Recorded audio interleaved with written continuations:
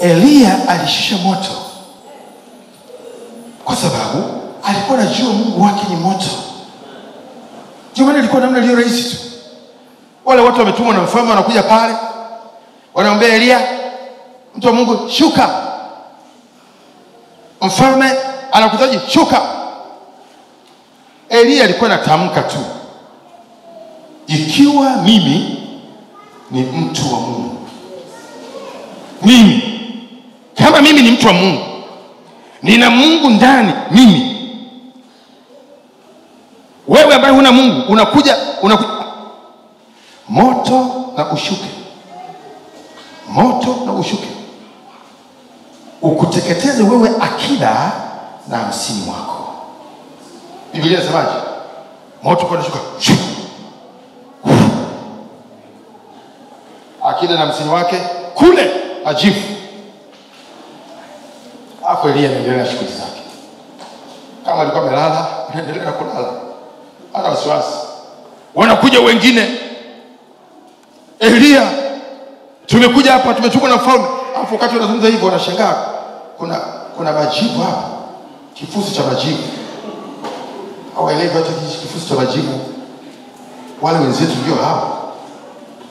Elia, tumetumwa na mfalme. Jibu ni hilo hilo. Ikiwa mimi ni mtu wa Mungu, moto ushuke. Moto unashuka. Akida na hamsini wake kule ajibu. Kikatuma kikosi cha tatu. Huyu wa kikosi cha tatu akawa na hekima, akasema hivi vikosi viwili vijarudi vimeishia wapi? Isije na sisi tukaishia huko. Hawa kikosi cha kwanza hakijarudi na Elia. Kikosi cha pili hakijarudi na Elia. Tumetumwa sisi kikosi cha tatu. Imekuwa namna gani huko? Kwa hiyo wakati wanakuja kwa mbali, wakawa na pepesa macho ya uchunguzi na utafiti na udadisi, wakaona kuna vifusi viwili vya majivu.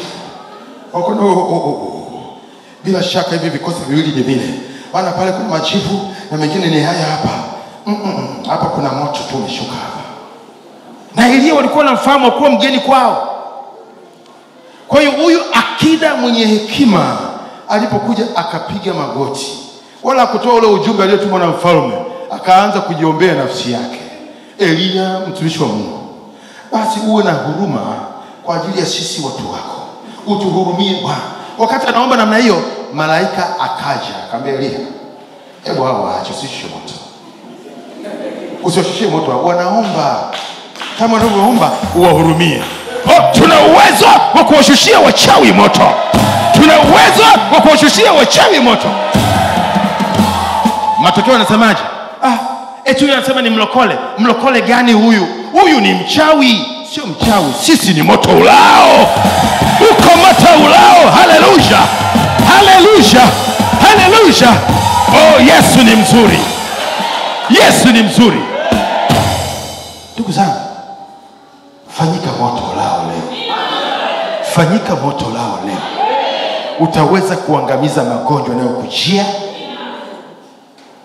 Wakati zamani sana nikiwa mchanga kiroho, nilikuwa sijui sana neno la Mungu. Lakini wakati mmoja nikaugua sana malaria ambayo ilikuwa haisikii dawa. Na nikafanya matibabu yote, kila kitu, hakuna uponyaji. Kanisani kukatangazwa maombi maalum. Nafikiri ilikuwa siku 4. Maombi maalum ya kuomba kanisani siku 4. Nimetibiwa, siponi. Paka wakati mmoja nikagombana na daktari, nikamwambia daktari, wewe feki, unakula hela yangu tu hapa. Yule daktari alikasirika sana, ni mtu ninayefahamu yule mzee.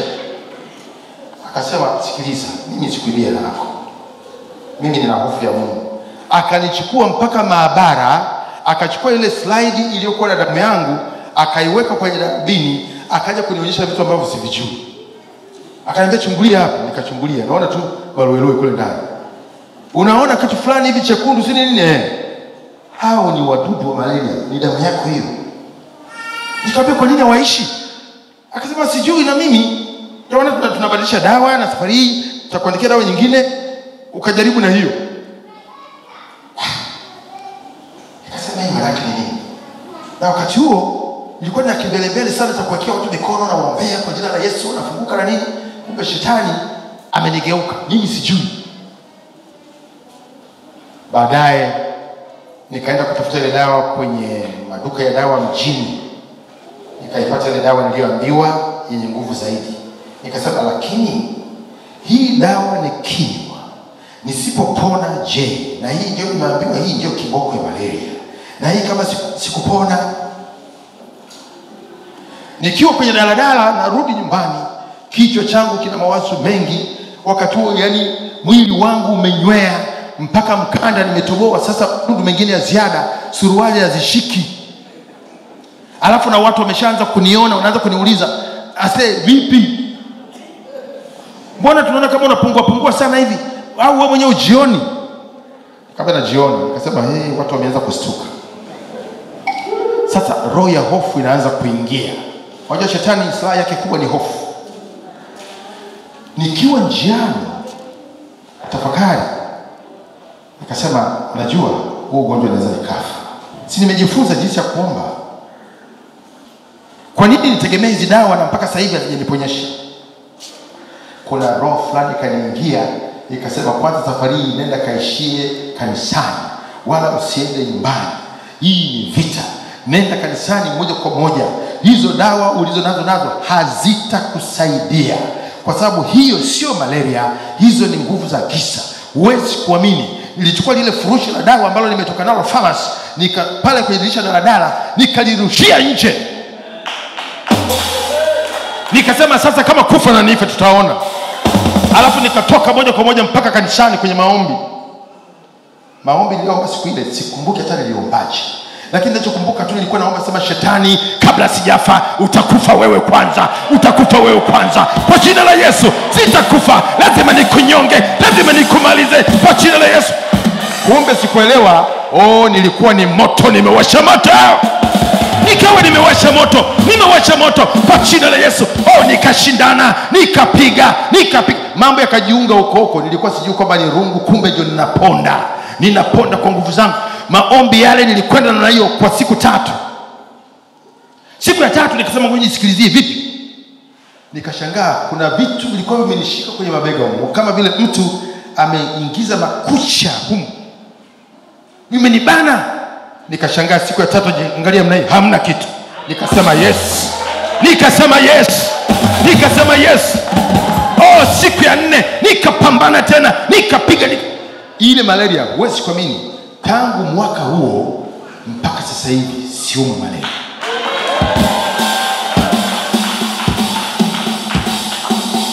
Nimeenda hospitali mara kadhaa nikisikia hali ya homa hivi, nikipewa malaria hivi.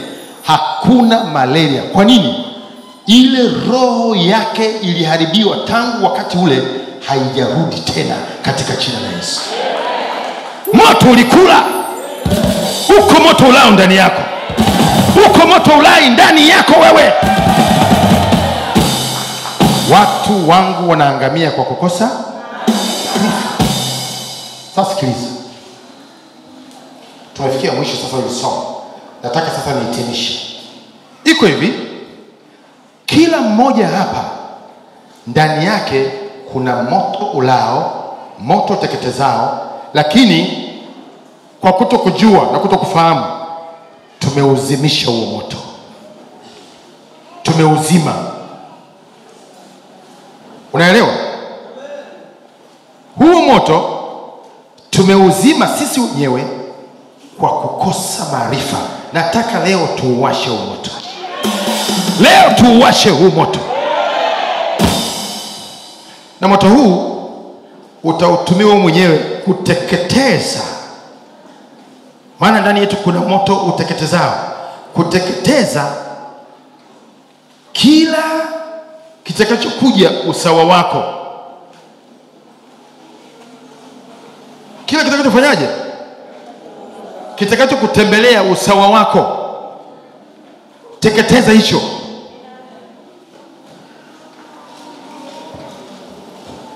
Tuna uwezo mkubwa sana ambao tumepewa na Mungu. Sana. Kuna nguvu ya Mungu pamoja nasi kuliko tunavyojua. Sana. Ndio maana siku ya leo lazima ujue kitu kile ambacho Mungu ametuwekea ndani yetu. Huu moto wa Mungu una uwezo wa kuteketeza chochote kwa jina la Yesu. Ndani yako, ili mradi kwanza umeziteketeza dhambi. Dhambi zinazuia moto wa Mungu usiweze kuteketeza vingine vilivyo ndani. Zenyewe zinasimama kama ukuta. Kama ukuta. Ndio maana Yesu wakati mmoja alipomponya mtu akamwambia, angalia, umekuwa mzima, usitende dhambi tena, lisije likakupata lililo baya kuliko hii. Lile baya au baya zaidi litakuja tu na kupata nafasi kwa sababu ya dhambi. Na huu moto wa Yesu una uwezo wa kuteketeza vitu vyote vinavyoinuka na kufanya uadui na maisha yetu. Lakini kwanza lazima turuhusu huu moto uteketeze dhambi. Na hakuna kitu kingine kinachoweza kuteketeza dhambi katika maisha ya mwanadamu isipokuwa ni damu ya Yesu peke yake. Ni damu ya Yesu tu. Ukiruhusu damu ya Yesu, ule moto unaotokana na neno lake Kristo, kwanza utaanza kuzisafisha dhambi. Nyuma ya dhambi sasa ndio kuna makorokocho mengi sana. Kuna magonjwa, kuna laana, kuna mikosi, kuna vitu gani, kuna miungu, kuna majini na mapepo, kuna vitu vya kurithi, kuna vitu vya kuwekea usio kufanya nini. Hivi vitu vyote hivi ngome yake kubwa ni dhambi. Na vitu hivi vinawatesa wanadamu sababu wanadamu wengi hatutaki kuharibu ngome ya dhambi. Pasipo kujua tunavitetea na vingine vingi vya uharibifu nyuma maisha yetu. Lakini, sema lakini. Rudia tena, sema lakini. Ukifunuliwa neno hili, ukasema mimi niko tayari huu ukuta wa dhambi uteketezwe na moto wa Yesu. Ukishateketezwa ukuta wa dhambi, wale wote waliokuwa wamejificha huku nyuma, wote moto unafagia, wote moto unafagia. Magonjwa yanafagiliwa, laana zinafagiliwa, si nini inafagiliwa, kila kitu nyuma kinafagiliwa katika jina la Yesu. Ukuta wa dhambi unahifadhi matatizo mengi sana nyuma yetu. Mateso yote unayojua yanajivunia dhambi. Nguvu ya magonjwa inajivunia dhambi zako. Umaskini unajivunia dhambi. Kila kitu ukisema tu mimi dhambi sitaki, umeshawaacha peupe. Umeshawaacha peupe. Ule moto utakuja, utawateketeza. Ule moto utakuja kinyume na magonjwa, utakula magonjwa. Unajua, hii ndio maana na hili andiko lililoko katika Zaburi 103 mstari wa 3. Zaburi 103 mstari ule wa 3. Akusamehe maovu yako yote, akuponya magonjwa yako yote. Msamaha wa dhambi unaacha mengine yote yalikuwa yanaambatana nawe katika maisha yako. Mateso na uadui wote lazima viende na maji, no way out. Ndio maana moto huu ukiwa unataka uwe na nguvu na mamlaka, moto ulao kama jinsi ambavyo Elia alikuwa anashusha moto, ni kwa sababu maisha yake yalikuwa nuruni. Mbali na dhambi. Yesu Kristo mwenyewe, pepo ulikuwa unakuja unampigia magoti, tuna nini nawe mwana wa Mungu? Je, umekuja kututesa kabla baada ya muhula wetu wa ujaja, ni kwa sababu Yesu maisha yake yalikuwa na huruma. Sisi tunaonewa, tunatumikishwa, mapepo, nguvu za giza, wachawi, tukiamka hivi machale, mara si usiku ulikuwa unachukuzwa, mara si unalishwa nyama, mara si nyoka, mara si unakimbizwa na mjusi. Dhambi inafungua mlango wa achili ya haya yote.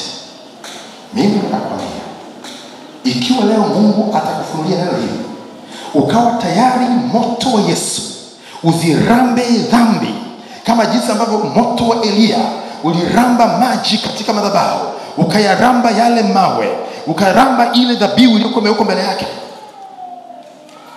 lazima watu wote waliobakia waseme Mungu ni Bwana. Mungu ni Bwana. Kila goti litapigwa mbele za nani? Za Yesu.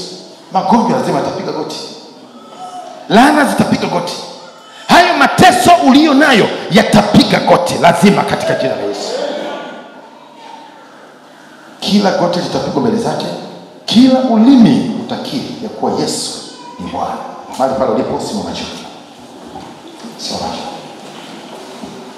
Simama juu. Je, neno langu si kama moto? Neno langu si kama moto? Neno lake ni zaidi ya moto. Umekuja na mateso hapa, unaumwa, una magonjwa, hulali usingizi, ufanye nini? Sikiliza, leo nitakufundisha njia iliyo rahisi sana ya kuomba, baada ya kujitambua kwamba wewe ni moto, tena ni moto ulao, moto uteketezao. Ndio rahisi sana. Na kabla tujaomba sasa, nitoe nafasi wale ambao kwanza wanataka kuhakikisha kwamba ukuta wa dhambi umerambwa na huu moto, na vingine vyote vilivyo nyuma yake viteketezwe. Pepo akasema, Paulo ninamjua, Yesu namtambua, lakini wewe ni nani? Kilichofanya wana wasikia waulize kwamba wao ni nani, kwa sababu walikuwa ni wenye dhambi, hawajamwamini Kristo. Ni hilo tu. Kama wao nao wangalikuwa wamemwamini Yesu, swali hilo wao wasingeulizwa. Sisi nasi tunataka kutembea katika nguvu za Mungu, moto ulao, moto uteketezao. Kwanza turuhusu moto wa Yesu, moto ulao, Mungu wetu aliye moto ulao, ateketeze katika dhambi zetu, isibakie hata hii moja. Baada ya hapo, wewe mwenyewe nitakuelekeza, utashusha moto wewe mwenyewe, na moto utakaoshusha wewe mwenyewe utauelekeza. Unataka moto wa Mungu uweze kuteketeza nini kwenye maisha yako? Labda ni magonjwa ulio nayo kwenye maisha yako, labda kuna vifungo ulivyo navyo kwenye maisha yako, labda nini, chochote kile. Utakuwa na haki, mtoto wa Mungu, kushusha moto kama Elia alishusha moto. Elia naye alikuwa mwanadamu kama sisi tulivyo, lakini alikuwa anamwamini Kristo. Kwa hiyo wewe ambaye unataka sasa niweze kuomba moto wa Mungu shuke, uteketeze ukuta wa dhambi zako na maovu, ili na hayo mengine yasiwe na mahali pa kujificha. Nyosha mkono wako juu. Nyosha mkono wako juu. Tunaenda kuomba. Bwana akubariki. Mungu akubariki. Wewe nyosha mkono, njoo hapa nikuongoze jinsi ya kufanya maombi yatakayoteketeza kila uovu uliotufunika. Halafu utashusha moto wewe mwenyewe, na moto utakaoshusha utakwenda kuteketeza yale yote yanayokuonea, yale yote yanayokuharibia maisha yako. Njoo hapa mbele, njoo tu. Njoo tu, usite. Mungu akubariki. Weka mkono wako mmoja kifuani katika moyo wako, na mwingine nyosha juu. Tusali maneno haya, ifuatishe nyuma yangu. Sema, Bwana Yesu, nimelisikia neno lako, nimeliamini. Wewe ni moto ulao. Neno lako ni moto ulao. Neno lako ni moto uteketezao.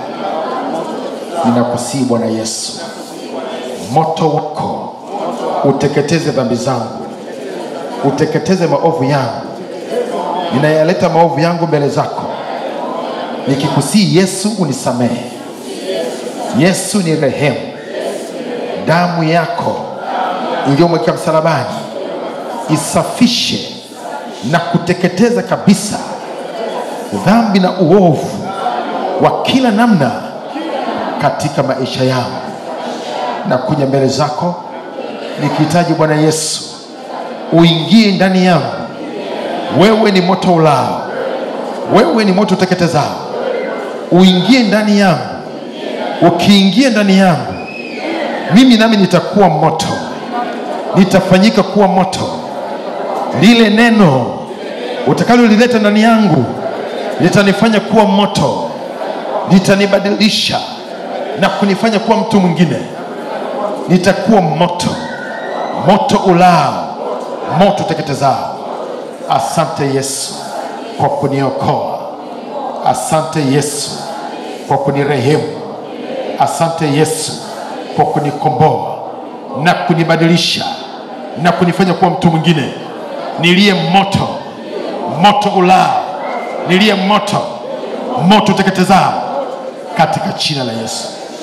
Bwana Yesu, ninakusihi maadui wote, wote wanaonitumikisha, wote wanaonitesa, wote wanaonifuatilia, wote walio sababu ya mimi kuteseka na kutumikishwa kwenye vifungo vya namna mbalimbali, watesi wangu, Bwana Yesu, moto wako leo, moto wako leo uwateketeze.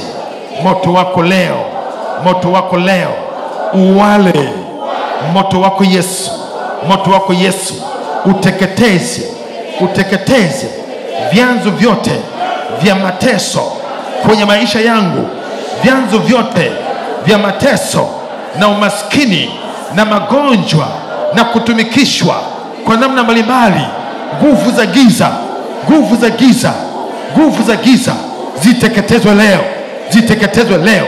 Wale wote walionizunguka, wanaonitumikisha, wateketezwe kwa moto wako Yesu, kwa moto wako Yesu, kwa moto wako Yesu. Ninawateketeza, ninawateketeza. Moto ushuke, moto ushuke, moto ushuke. Shusha moto, shusha moto, shusha moto, shusha moto. Teketeza, teketeza. Iwe na magonjwa, iwe na magonjwa, iwe ni lolote lile. Moto, moto, moto, moto. Kwa jina la Yesu, kwa jina la Yesu, kwa jina la Yesu. Moto Bwana unashuka mahali hapa. Yeye ni moto ulao, yote ulao, moto ulao, moto ulao ndani yangu, moto ulao ndani yangu, moto ulao ndani yangu. Kwa jina la Yesu. Nani wa magonjwa? Nani wa magonjwa? Laana, laana, mikosi, mikosi, kila namna ya kutumikishwa, magonjwa, magonjwa. Nani pepo? Nani pepo? Nani pepo? Nani pepo? Nani mizimu? Majini, mizimu, majini, mizimu. Kwa jina la Yesu, kwa jina la Yesu, kwa jina la Yesu. Moto ulao, moto teketezao, moto ulao, moto ulao. Tunawachilia moto, tunawachilia moto juu ya magonjwa, juu ya magonjwa. Katika jina la Yesu. Nisikilize vizuri. Hawawezi kukaa hapa. Bado hatujawasha moto wenyewe original bado. Wanaanza kulalamika mapema bado. Sasa tunakwenda kuwasha moto na kushika moto. Wewe mwenyewe unajua yanayokukabili. Matatizo yako, iwe ni magonjwa, iwe ni hali yoyote ile ambayo inakusumbua. Vitu hivyo vyote tunakwenda kuviteketeza. Amen. Vyote tunakwenda kuviteketeza vyote.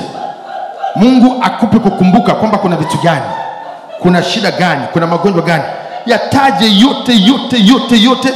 Kama ni mahali ambapo labda panakuletea shida, unaweza ukajiwekea mkono mwenyewe alafu ukashusha moto hapo. Iwe ni kiuno au labda ni kichwa au ni mali gani, usogeza mkono tu hapo, shika hapo, alafu shusha moto namna hiyo. Moto wa Bwana, moto ulao, moto teketezao, moto wa Yesu. Ninawashushia moto. Ni mapepo hulali usiku, unatumikishwa.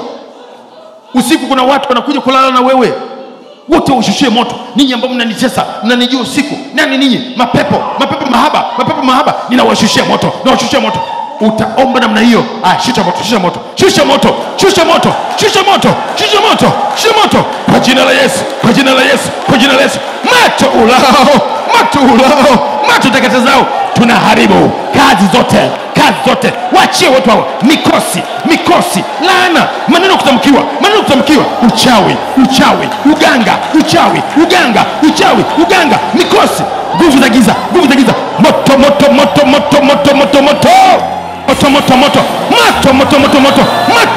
moto, tunashusha moto, uwateketeze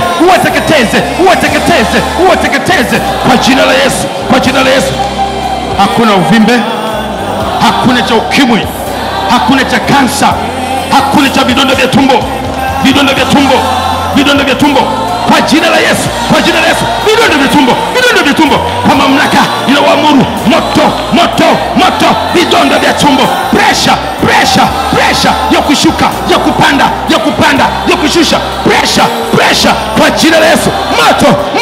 Moto, leo tunawateketeza, tunawaangamiza kwa jina la Yesu, kwa jina la Yesu, kwa jina la Yesu. Achilia wanawake hawa, achilia wanaume hawa. Moto, tunawateketeza leo majini ya kila namna, katika jina la Yesu, katika jina la Yesu, katika jina la Yesu. Amen. Tayari, mshangilie Bwana. Makofi kwa Yesu. Sasa ngoja nikuthibitishie kwamba moto umekuja kufanya kati hapa. Utakapoona kwa watu wachache haya ambayo yamekuja kufanyika, utajua kumbe na mimi tayari. Haijalishi kama leo ni mara ya kwanza umekuja hapa mbele kutoa maisha yako kwa Yesu, ninakwambia saa ile ulipokuwa na tayari ukamruhusu Yesu aingie, moto uliingia. Moto iliingia wakati wao. Unasema, unajua mimi leo ni mara ya kwanza kuja kanisani. Haina cha mara ya kwanza. Ule utayari wako na kukubali kwako na kuamini kwako kumewasha moto. Amen.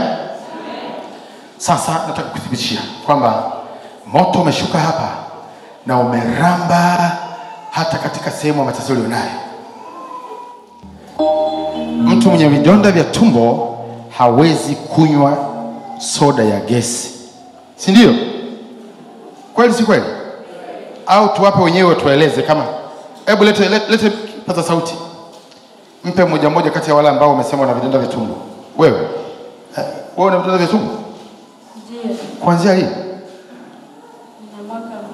Mwaka mmoja. Vidonda vya tumbo vinafanyaje kwako?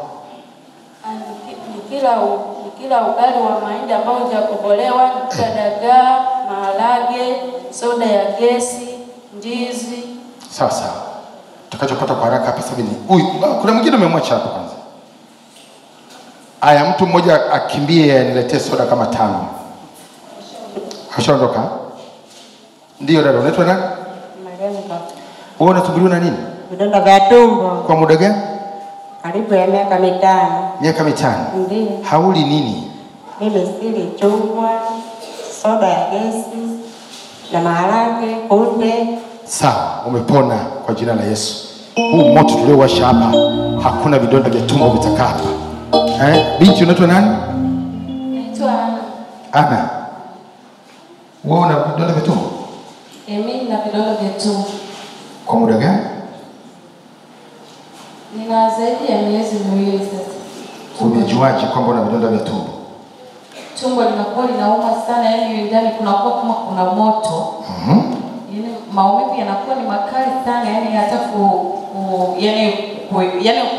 kufanya chochote unakuwa huwezi. Kuna vitu ambavyo huwezi kula. Kuna vitu ambavyo ni kila, yani tumbo linakuwa linapata gesi, afu maumivu yanakuwa makali sana. Pamoja na vitu gani? Vyakula gani ambavyo hauli au kila unasikia hiyo hali? Nimekula kama viazi, maharage, dagaa na soda hizi za gesi. Mwingine nani amebaki huku anadonda vitumbo? Huko hamna.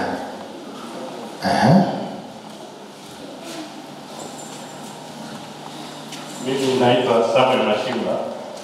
Vidonda vimegundulika karibuni, vimegundulika na vidonda vya tumbo. Ndio. Na nikaambiwa vitu ambavyo sitakiwi nile. Soda za gesi sitakiwi, maharage mekundu sitakiwi kula. Hata dagaa sitakiwi kula.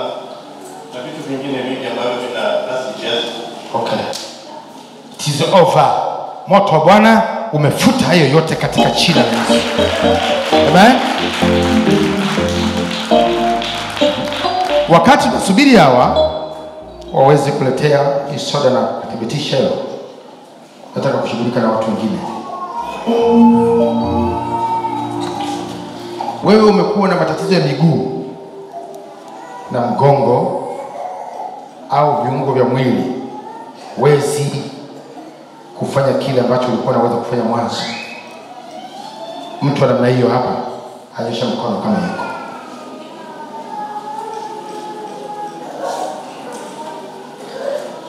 Na sasa viungo hawa. Sasa sijatamka bado. Kwenye Biblia tumeona pale Mungu alisema ikawa. Amen. Aliamuru ikasimama. Hebu tuwasikie kwanza moja moja.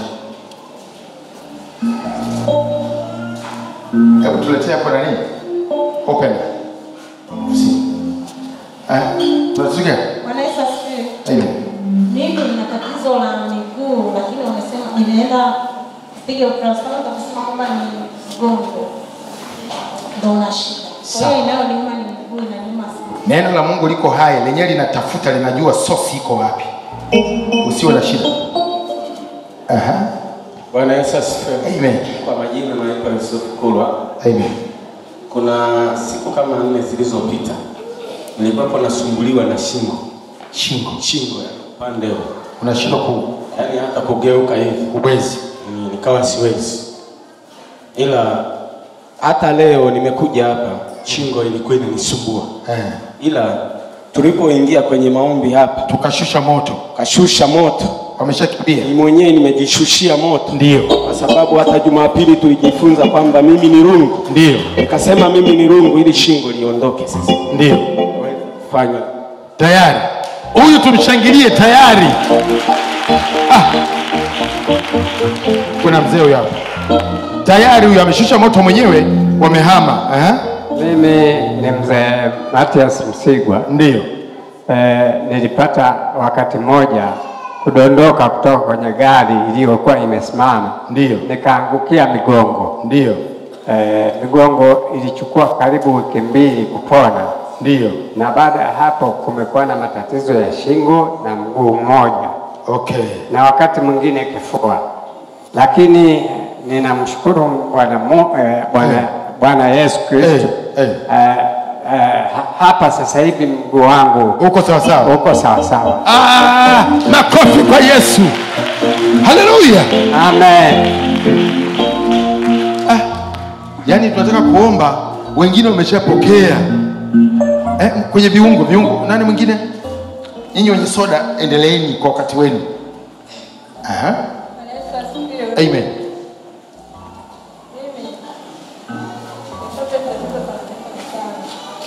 Msogezee maiki hapo. Pana miaka 5. Tatizo gani? Tatizo la kufunguliwa miguu, kiuno pamoja na shingo.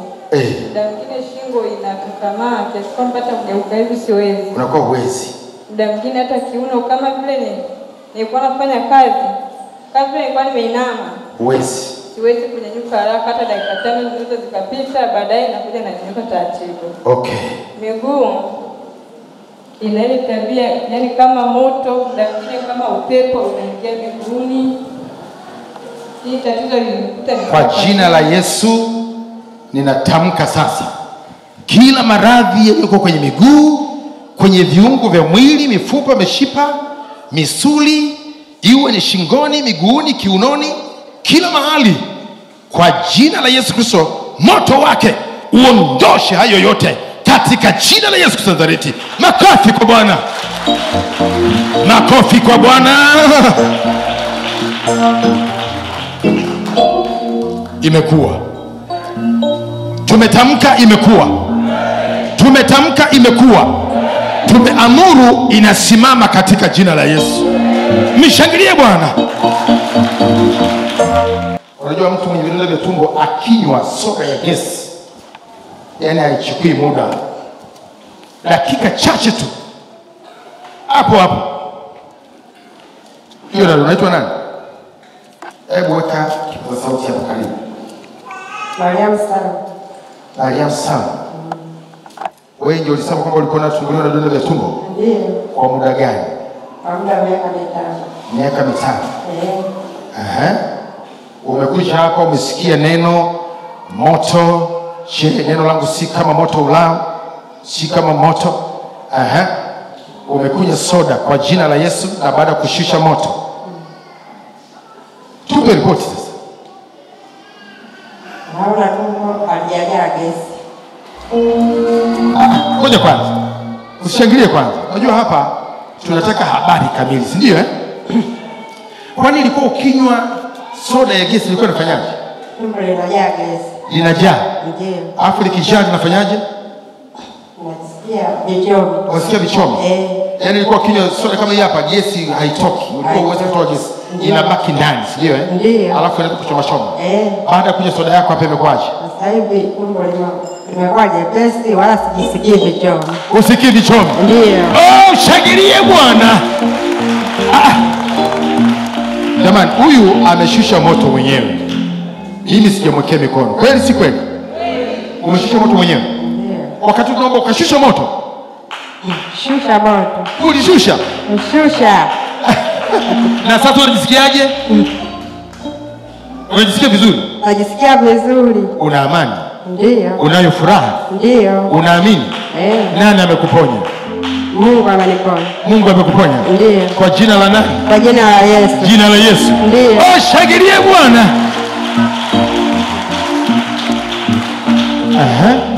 Dada, wewe unaitwa nani? Naitwa Jelivia. Jelivia. Ndiyo. Wewe ulikuwa unasumbuliwa na nini? Vidonda vya tumbo. Kwa muda gani? Mwaka mmoja. Mwaka mmoja. Ndiyo. Wewe nao umekunywa soda? Ndiyo, niliwahi kunywa soda ya gesi, ila kipindi kile nilipoinywa ndo nikasikia vichomi, yani nisikia vichomi hadi ninashindwa kutembea. Unashindwa kutembea? Ndiyo. Sasa leo? Ila leo nimekunywa, sisikii matatizo yote, nasikia tumbo tu liko imerudi kama kawaida yake. Aya, makofi kwa Yesu. Haleluya. Jamani, hii ni ajabu sio ajabu? Ajabu sio ajabu? Kwa hiyo umepona? Ndiyo, nimepona. Nani amekuponya? Mungu. Mungu. Ndiyo. Kwa jina la nani? Jina la Yesu. Umeshusha moto? Ndiyo. Umeshusha moto? Ndiyo. Endelea kushusha moto. Amen. Hao wanaokufuatilia waendelee kufanya nini? Tunaendelea kufanya nini? Tunaendelea kufanya nini? Sio mwisho sasa tukimaliza ibada. Umeshajua njia ya kufanya, njia ya kuiendea. Amen. Ndio dada, unaitwa nani? Kwa majina naitwa Ana Joseph. Lakini ninamshukuru Mungu kwa sababu ni Mungu ambaye haelezeki. Nimekuja hapa kwa tatizo ambalo mchungaji alikotuita kwamba tuje hapa kwa ajili ya kuomba mambo mengine. Lakini ninamuona Mungu ameniponya kwa matatizo mawili niliyokuwa nasumbuliwa nayo. Nimeponywa miguu na nimeponywa tumbo ambalo limekuwa likinisumbua zaidi ya miezi 2 sasa. Lilikuwa linauma maumivu makali sana. Yaani mpaka mwili unakuwa unaishiwa nguvu. Na kuna hivyo vyakula baadhi ambazo nilikuwa sili. Na nilipoanza kunywa soda tu nilipoanza kunywa mara ya kwanza, nikawa nasikia tumbo linaanza kuwaka moto, kuna vichomi kama vinauma sana, vinabana. Alafu nikaanza kujisikia kichefuchefu. Lakini nilipoendelea kunywa soda mpaka nimemaliza, sijasikia chochote ambacho kimeniuma tena. Wamekimbia katika jina la nani? La Yesu. Pia Nilianza kusumbuliwa na miguu mwaka jana. Miguu ilikuwa inafanyaje? Miguu ilikuwa inauma. Nilikuwa na ujauzito mwaka jana, ilikuwa ni mwezi wa 7. Sasa nikawa nasumbuliwa na miguu, nikaambiwa kwamba ni tatizo la ujauzito, nikawa naishiwa damu. Lakini toka nimejifungua mwezi wa 1 mwaka jana, mwaka huu sijaona miguu kupona, haijapona bado. Yaani nimeendelea kuumwa. Wakati umeshajifungua. Na uliambiwa kwamba ni kwa ajili ya ujauzito, na sasa hivi una ujauzito. Sasa hivi sina ujauzito. Miguu bado ilikuwa inaendelea kuuma. Inauma sana, yani hata kuvaa viatu, yani kama vile naungua moto. Kwa hiyo miguu inakuwa inauma maumivu. Ni kweli hujavaa viatu sasa hizi. Yani inakuwa inauma, halafu inavimba. Halafu inakuwa inawaka moto kabisa, ni moto kabisa. Yaani viatu, ukivaa viatu ni kama umechomeka kwenye moto. Huo tunaita moto wa kigeni. Unaitwa moto wa kigeni ambao unaweza kusikia kiungo kwenye mwili, unasikia moto wa kigeni. Leo tumeshusha original. Amina. Lakini baada ya maombi, nilipoendelea kuomba, ile ulipotangaza kwamba ni miguu tuombee hata viungo vyote vinavyouma, nilipoanza kuombea, niliona sasa ni moto unatoka kwenye mapaja huko unashuka chini. Moto unashuka. Unashuka kwenye original, ulikuwa unashuka, wa kigeni unaondoka. Makofi kwa Yesu. Kwa hiyo ninamshukuru Mungu, hata miguu imekuwa ni miepesi na imepona kabisa. Imepona kabisa. Imepona kabisa. Imepona. Sasa kavae viatu vyako kwa amani katika jina la Yesu. Amina. Nani amekuponya? Ni Bwana Yesu. Haleluya. Unaitwa nani? Christina. Tatizo lako ni nini? Ulikuwa unafanyaje? Ulikuwa huwezi kusikia? Ulikuwa usikii kabisa?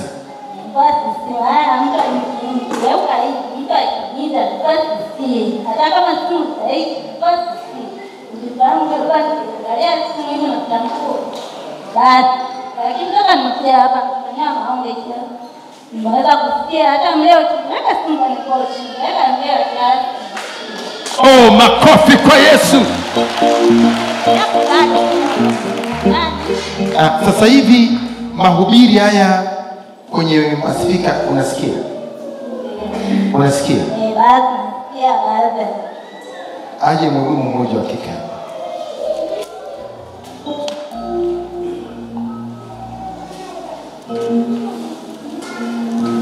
Tunataka kushusha moto, tuzigue kabisa ya masikio.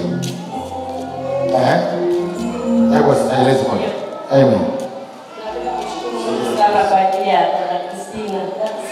Anaanza kuja hapa. Hii ni Jumapili ya 4. Amekuja, alikuwa hajui kabisa kuokoka. Alikuwa hasikii. Sasa hata nilikuwa nyumbani nampigia simu, alikuwa kupokea. Lakini kumwambia message ananijibu. Hivyo namshukuru Mungu sana zaidi. Naona amefunguka kabisa, nasikia. Yaani tulikuwa tunaongea naye, alikuwa asikia kabisa zaidi na anasikia. Tunashukuru Mungu sana. Sasa hivi unampigia simu? Nikimpigia simu zaidi anaitikia. Unaongea naye? Naongea naye. Hata yeye ananiambia uje kanisani, akasema sawa dada. Na wakati mwanzo alikuwa asikii. Nilikuwa namwambia tu message ananiambia atakuja. Lakini jana baada ya kuongea naye kwenye simu, akaniuliza anambia atakuja. Hii ni ajabu. Tunataka kushusha moto zaidi. Tunataka asikie kwa viwango vya kawaida vya kibinadamu, sio kwa mbalimbali. Hebu usitoke. Simama. Dada John, kiongozi John. Mwekee mikono kwenye masikio yake.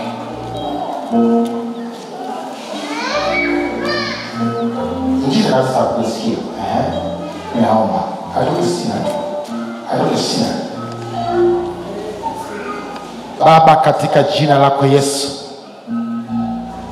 Christina alikuwa sikii kabisa, lakini Mungu tunakushukuru umemfungua. Kama kipofu yule mwanzo akaona watu kama miti, baadaye akawaona watu kama watu.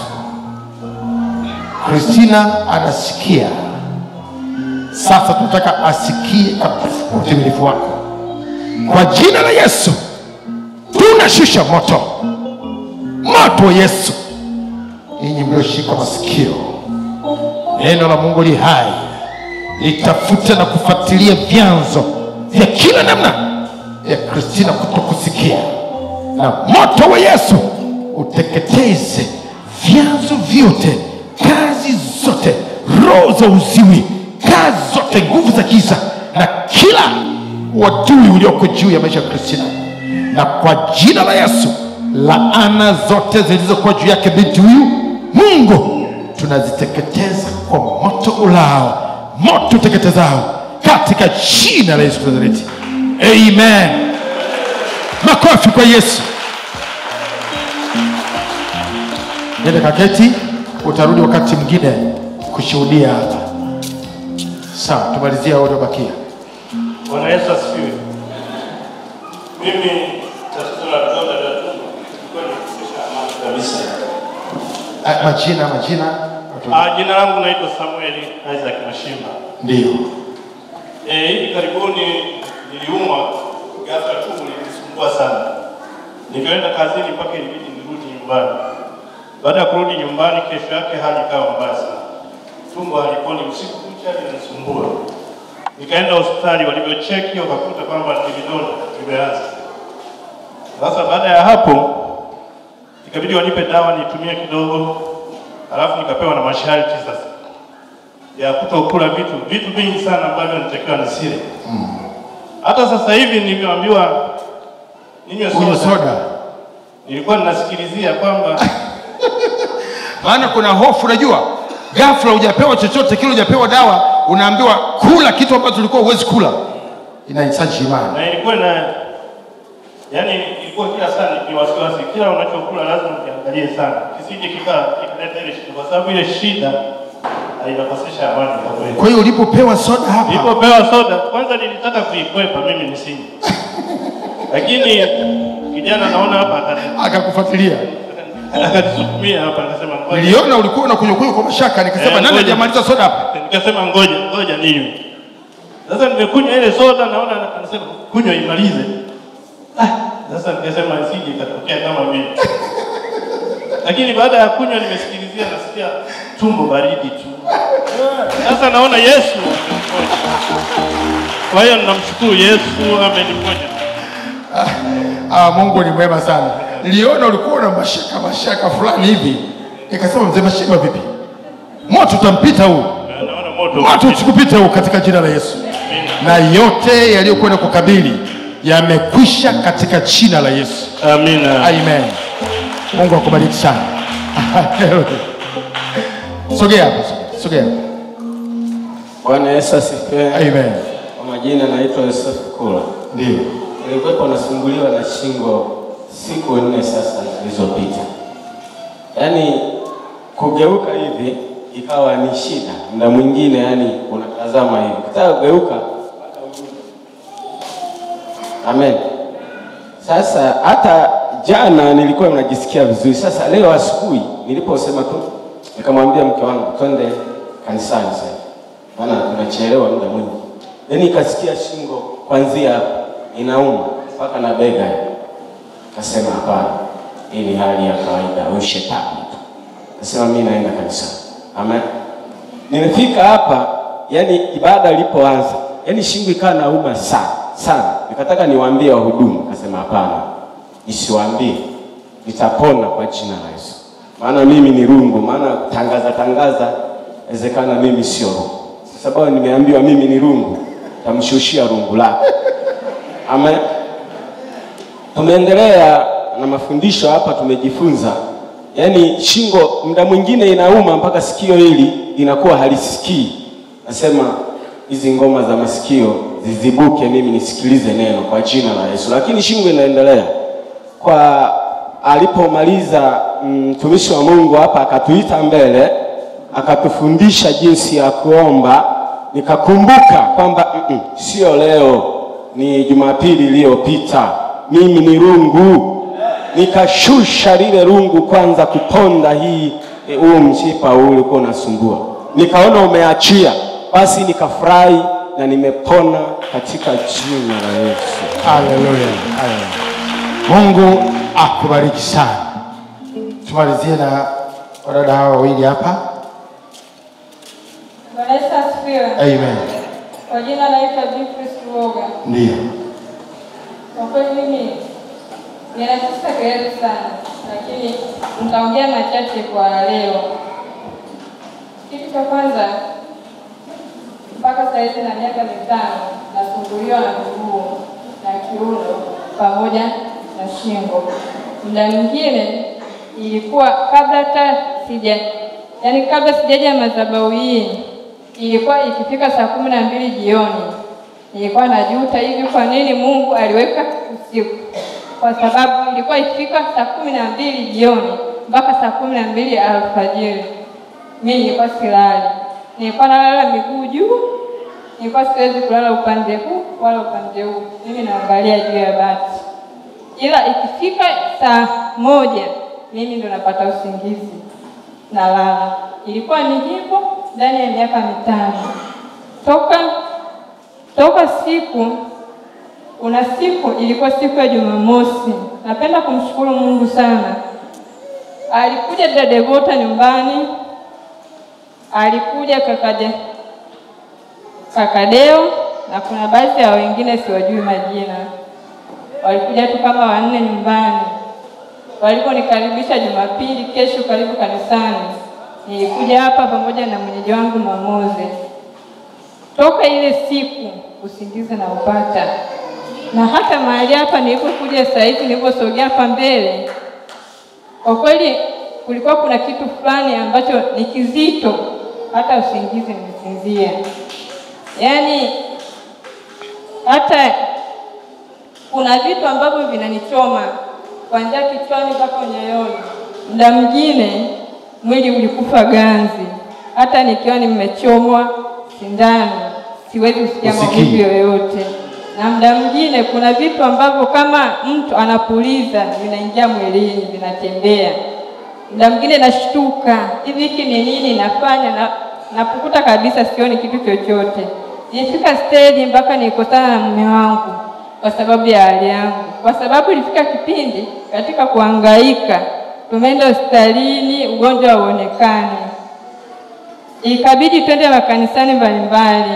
Tukawa tunapewa maji ya baraka. Kuna siku niligombana naye mpaka nikaenda kulala nje usiku kwa sababu ya kugombana naye kuhusu maji. Kwa nini ametumia maji yangu ambayo ninayojipaka? Imeenda hiyo maji. Ulipewa wapi hayo maji? Kanisani? Kuna kanisa, hilo kanisa usilitaje. Hapana, ni kanisani. Kuna kanisa yani sijajua kwa sababu tulitumia nauli 5,000. Ile kanisa tulisikiza kwenye redio na tukachukua namba kulingana na jinsi nilivyokuwa nahangaika. Tukachukua namba kwa sababu ilifika stage hata kutembea nilikuwa siwezi. Mume wangu kila akirudi jioni anifanyia mazoezi. Hata kushika kijiko nilikuwa siwezi. Kufupisha, labda baada ya leo umekuja hapa, baada ya neno kisha kutoka pale kuja hapa, ndio uliposema tuombe kwa moto, kuna kitu kizito ambacho nimejisikia kinashuka, kimeshuka na mwili unakuwa mwepesi. Mwili unakuwa mwepesi. Ndio. Umejaribu kufanya mazoezi katika vitu ambavyo ulikuwa uwezi, labda kama ni kuinama au kuinua miguu au viungo vingine, kitu gani ambacho ulikuwa uwezi kufanya? Au shingo kama unavyosema? Kwa kweli kwa sababu upande wa shingo hata kiuno, shingo muda mwingine naweza nikaa nimekaa hivi, ila unasikia ni kama vile kuna vitu vinavuta, unashika kwa nguvu kiasi kwamba hata kugeuka hivi siwezi. Naweza nikakata masaa hata dakika 5 baadaye ikaachia. Na kiuno hivyo hivyo kama vile natembea. Lakini kama jinsi ambavyo umesema wakati wa kuomba umesikia kuna kitu kinashuka, maana yake ni nini? Maana yake ni kwamba tatizo ulilokuwa nalo limeteketezwa, limeharibiwa, limeunguzwa, haliko tena. Kwa hiyo sasa hivi ukifanya chochote ambacho ulikuwa huwezi kufanya, utashangaa mwili wako ni mwepesi, unaweza kufanya. Kama ni kugeuka, geuza shingo yako, fanya mazoezi, geuza shingo. Na upande mwingine geuka huku, Inama. Inuka. Inama tena. Kuna tatizo? Kuna tatizo? Hakuna tatizo lolote. Mwili ni mwepesi? Mwili mepesi, isipokuwa tatizo jingine lilikuja likajitokeza. Masikio pamoja na macho. Mimi nilikuwa siwezi kulala bila kusoma neno. Lazima nichukue Biblia nisome hata kabla sijaokoka. Ndio. Lakini toka hiyo siku napata hii tatizo mpaka dakika hii. Kuona saizi namshukuru Mungu, naweza kumuona hata huyu amevaa suruali. Umeanza kusoma neno? Umeanza kusoma Biblia sasa hivi? Sasa hizi nitasoma ile maandishi makubwa, lakini sio herufi ndogo ndogo, siwezi. Naona giza kama vile ukungu, moshi na macho yanatoa mchozi. Leo kuna moto hapa. Unajua huyu amekabiliwa na matatizo mengi kwa muda mrefu. Hata tukisema tumsikilize hapa, anaweza katuhadithia mpaka jioni jua linazama. Tunataka kufupisha mambo, amen?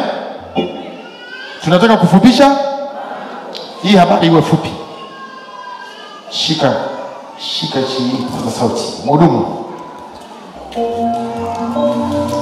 Baba, katika jina lako Yesu Kristo, wewe ni moto ulao. Mtumwa wako leo, ndani yake kuna moto. Kulikuwa na moto kigeni uliomletea mateso ya namna nyingi mbalimbali. Anatuelezea hapa hadithi ndefu, macho, masikio, miguu, shingo na vingine vingi. Lakini tujualo ni kwamba leo wamekutana na moto ulao. Moto utazao kwa jina la Yesu na kwa mamlaka. Moto ulao, moto teketezao, uharibu nira zote. Tunateketeza minyororo ya kila namna, vifungo vyote, kutumikishwa kwa kila namna, uchawi na uganga. Moto wa Yesu, moto wa Yesu. Tunaharibu uchawi, tunaharibu uganga, tunateketeza kazi hizo, haziwezi kusimama. Nje! Nasubiri nini? Nasubiri nini? Mnaweza kushindana na moto huu? Mnaweza kupambana na Kristo aliye moto ulao? Mnaweza. Kwa jina la Yesu. Get out! Nje! Nje! Kwa jina la Yesu. Wanakimbia. Wanakimbia. Wanakimbia. Wanakimbia. Hamwezi kukaa kwenye moto huu. Hamwezi kukaa kwenye huu moto. Moto ulao. Kwa jina la Yesu. Get out. Toka nje haraka. Mmemtesa huyu yatosha. Mmemtesa huyu yatosha. Bwana anamfungua leo. Toka nje. Asante Yesu. Asante Yesu. Asante Yesu. Tunaharibu hivi vifungo. Get out. Moto. Mmekutana na moto original. Mmekutana na moto original. Kwa jina la Yesu. Vifungo hivi vyote tunaviharibu. Kwa jina la Yesu Kristo hai. Asante Bwana. Operation inafanyika hapa. Achia. Achia kila pande. Uchawi tukoharibu. Uganga huu tunaharibu.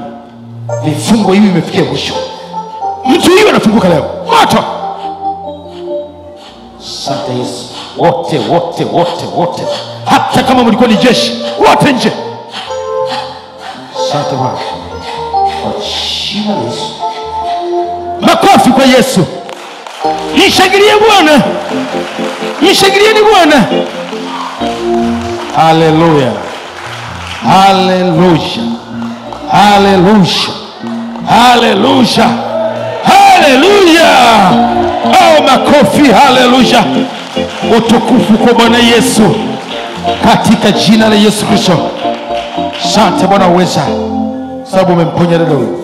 Huyu dada ana ushuhuda mkubwa sana. tutausikia Jumapili ijayo. Amen.